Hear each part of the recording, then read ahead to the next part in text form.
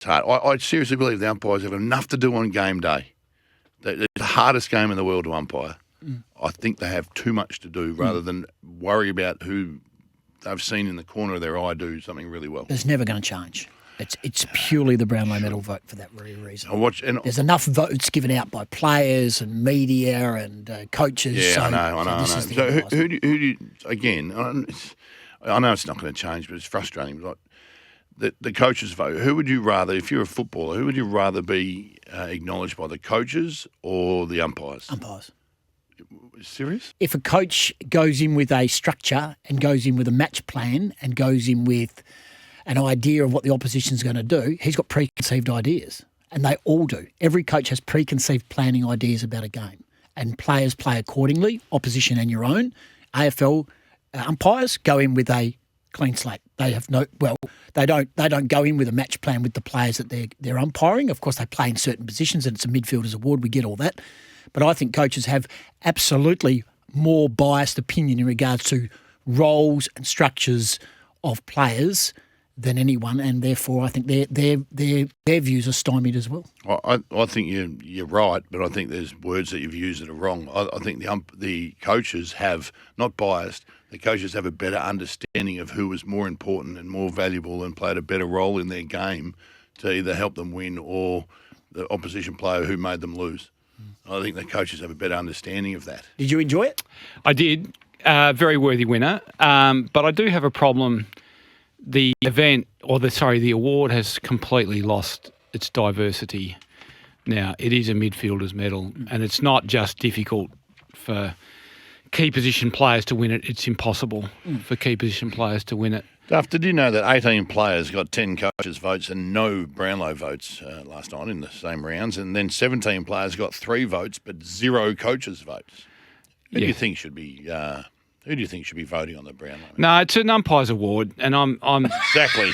It's an umpires award. Who cares? And so, as a nod to history, it should stay an umpires award. But I do think that maybe the umpires could do with a little coaching on the importance of... Take Fremantle's votes, for example.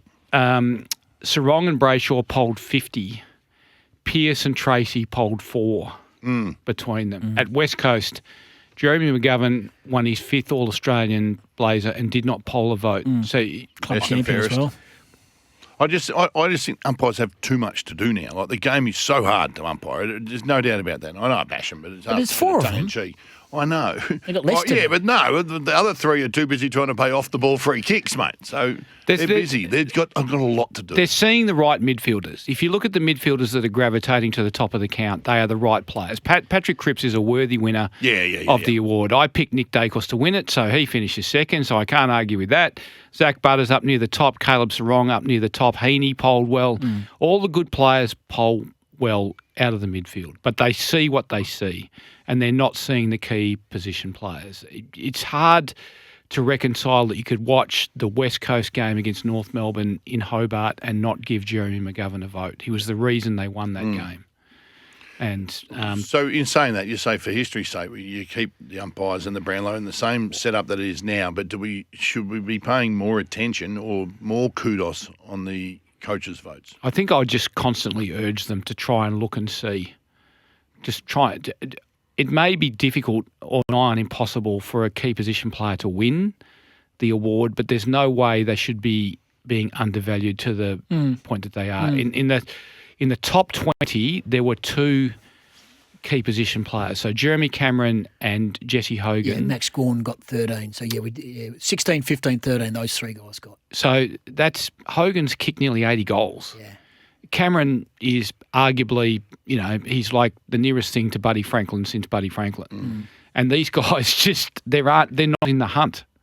Like, Hogan's 30 votes adrift of Cripps.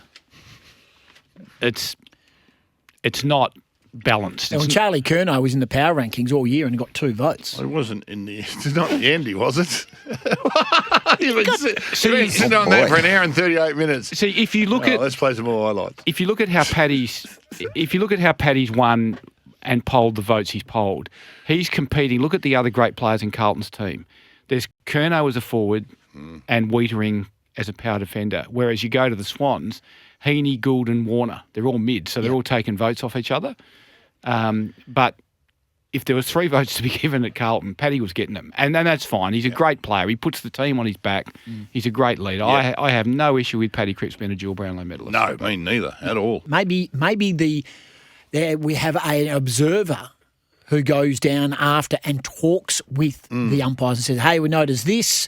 Such and such kept Curnow to 2 goals. Have a proper discussion. And they go, oh, yeah, Barris was good, and have a genuine discussion like that. Have an independent observer, even if it's a former player who sits and talks the umpires through it for that very reason, that he just helps them get some clarity. I've got no issues with them voting on it, but I sort of half lean with you. There is a lot going on in the game right now. 4 of them where if there was one, he just goes ping, ping, ping, and he's working both ends of the ground. Because some umpires, because they don't work in that space, they get through the midfield. They get through all zones. They get through 4 zones.